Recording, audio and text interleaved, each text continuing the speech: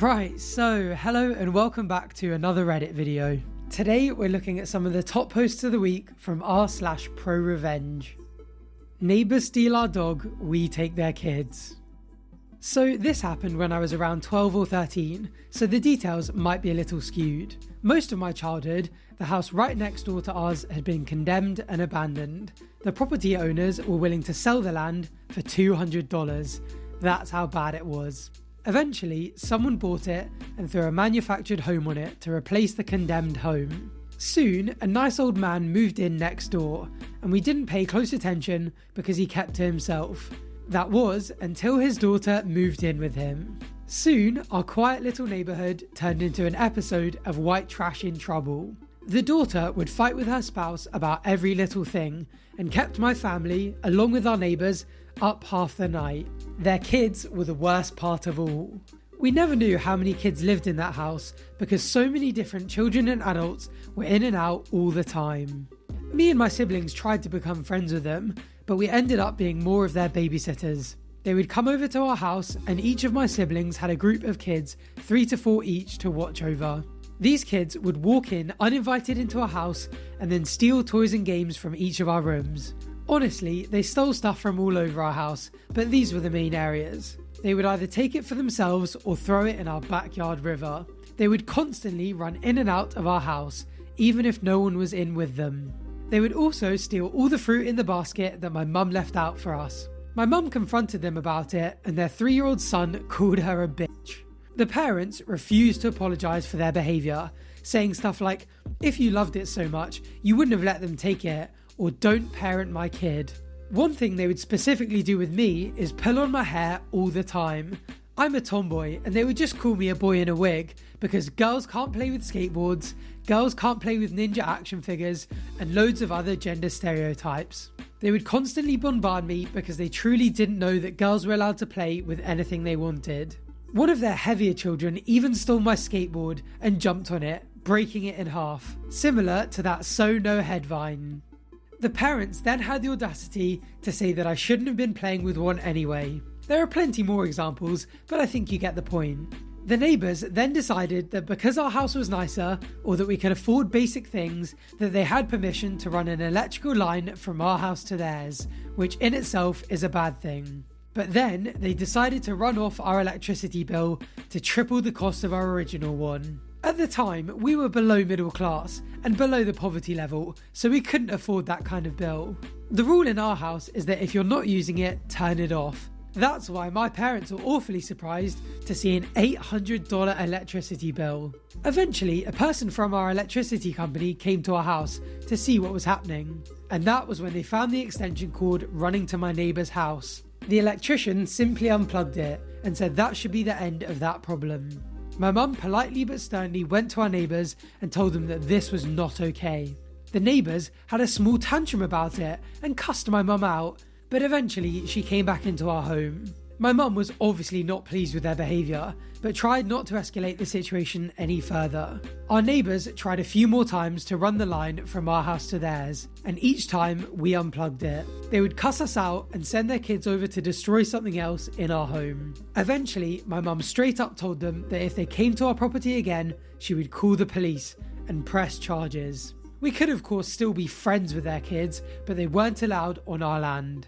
They then decided that because we wouldn't let them use our electricity, that the next best option was to steal our dog from our backyard and claim our dog attacked their kids. Even though, of course, our dog was harmless and cowers at everything due to bad owners before us. Because of this, the pound actually came and took our puppy away. By the time my brothers and I got home, she was already gone. We just assumed she ran off to our grandmother's who lived down the street. She would do this often because my grandma spoils her. When my parents came home, however, they lost it upon learning that our dog was missing.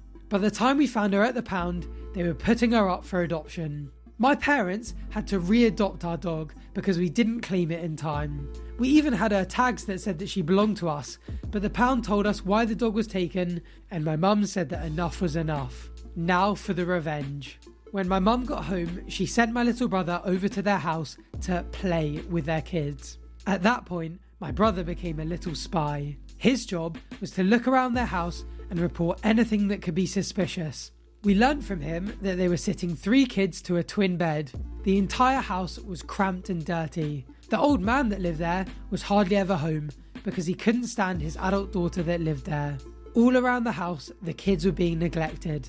With the information my brother gathered, my mum called CPS on the home. Within a month, all of the children, minus one who the old man cared for, were removed from the home. While I agree that the foster system is bad, it was definitely better than what they were going through in that house. The mother of the children started to fight with the old man on absolutely everything. Because her kids were no longer there as a distraction, the old man was there to be her victim. Eventually, he got fed up with her and kicked her out of the home. All that was left there was the old man and the grandson he was fostering. Thankfully, they are both very kind and they're amazing neighbours. I'd like to think CPS wouldn't take kids from a good home, so I'm guessing calling them was the right thing to do. But getting revenge on someone by having their kids taken away from them is as savage as it gets. That is ice cold. So you want to see me beg? So a bit of background first. I joined a bank and after a few months we had a management change in the division. The new division head brought in some of the guys from his previous bank. Usually that's how it works in banks in my country. Unfortunately, he treated our new team members like trash, and his old team would spend their time surfing the internet and presenting other people's work to management as their own. I hated working for him. I had an incredible workload which made me work 3 to 3.5 hours overtime every day, but I wasn't even paid for it. In my first year, all of his former team who joined got promotions within 6 months, and I got nothing. He had a real god complex, and his old team would suck up to him all day. I also got no days off, even when I had the flu. Because I had a huge workload, I also made the occasional mistake, and when I did, he and his boys would laugh and make fun of every little detail. And worst of all, they knew I had recently got married and had a baby on the way, so I couldn't afford to resign. They even went as far as making fun of my personal and financial issues right in front of me. This goes on for about 1.5 years, until thankfully I got a substantial offer from a better bank. Mine was a unique department and we have less than 10 banks in my country, so other opportunities were hard to come by. I got the offer letter for the new job and decided to resign. Now, it's important to note that under the law in my country, in order to switch working from one bank to another, you need a release letter and a no objection certificate from your previous bank. Normally, the banks give the certificate a month after your last working day. It's done to see if you have anything hiding in your closet, such as fraudulent dealings or theft of money. And yes, that happens more than you'd think. Also, legally, you have to give a 3 months notice period before leaving, but in practice, a month is usually given, and the next 2 months are typically waived, particularly if you're in a senior position, although I was not. My boss, however, wasn't too happy. He told me that I had to do the whole 3 months because the work I was doing was very technical and the guys in the team would need the full 3 months to be able to take over. I thought this was particularly funny because my last 2 yearly performance reviews said I wasn't doing anything particularly important. Also, I had a staff loan that had an outstanding amount, so my manager told me that because of a company policy, which to be fair I missed in fine print in the HR manual, I would not be paid my monthly salary. Instead, at the end of my 3-month notice period, I would be paid all my outstanding dues minus the loan amount. Now my pro-revenge began. Firstly, I had told my new employer that I would be joining after 3 months, and they agreed, so I was good on that. I had savings, and although it would be difficult for me to manage, I could wait out the 3 months before getting paid. Suddenly, the boss and his boys started joking about me not getting pay and being a beggar. They would put their change coins on my workstation and tell me it's charity. So they want to see me beg.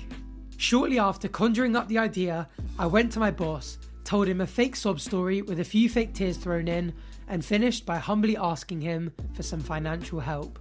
I did the same to every single one of his boys. Since they all had god complexes, seeing me beg for money stroked their egos, and so they lent me cash to help me out. It was all done on the condition that they wouldn't tell anyone. It took them 2 weeks to tell each other. Collectively, I'd been loaned around 2 months' salary from the boss and his boys, and by this time, I had already completed 1 month of my notice period. Since it was cash in hand, they had no proof that they had given me any money, and given the shitty law and order situation in my country, they couldn't recover the money from me any other way. However, my boss smelled revenge brewing. All of a sudden, he and his boys started being nice to me. The joke stopped and he finally assigned 3 of his guys to take over my work, but my revenge had already started. I would come into the office around 11 AM and leave around 3 PM instead of the usual 9 till 6 hours. Suddenly, I had an amnesia attack, and unfortunately wasn't much help for the guys taking over my work, so they had to go through a process of trial and error, which impacted their operations so badly that management had to get involved. They got a bollocking. I didn't really feel too bad about it either, because the 3 guys that had been assigned to take over my work were some of the people who had been particularly nasty to me. Realising that since I owed the money which they couldn't recover if they fired me or made me angry, my boss decided to let me leave the bank immediately. HR was told to release me on an urgent basis, and in their hurry, they made a fatal mistake. The next day, the HR manager called me in, handed over my release letter and my NOC, along with all the money I was owed. After the usual best of luck and all the best on my final day at work, the manager came to me and said, "You owe me and the boys X amount. It would be nice if you could transfer that to my account and I'll distribute it among us." "What money?" I replied. I proceeded to join the new bank and lived happily ever after. I got a lot of calls and gifts from my former boss and his boys, but screw them. As extra punishment, I kept the amount I owed them in my account at the bank they worked at. So every morning they would come to work, pull up my account balance and see their money sitting there. It's been 6 years now. The money is still there and I've made sure the account is going to stay active for years to come. Fun fact, I recorded the audio for this post, and when I came back for screenshots during editing, the post had been removed. So I had to type the entire thing out again using Inspect Elements so you guys could read along. Apparently it got removed because what the guy did was technically theft, and they don't allow criminal posts on the subreddit. Crime aside though, those guys deserved payback. Knowing someone just got married and is about to start a family, and then abusing him at work because you know he can't afford to quit is such degenerate behaviour. I hope it pains them to know their money is in his account and there's nothing they can do about it. Anyway, that is unfortunately all we have time for today. If you enjoyed this video and you want to make sure you catch the next one, make sure you're subscribed down below so you don't miss out. Thank you for watching and listening, and hopefully I'll see you next time. Bye for now.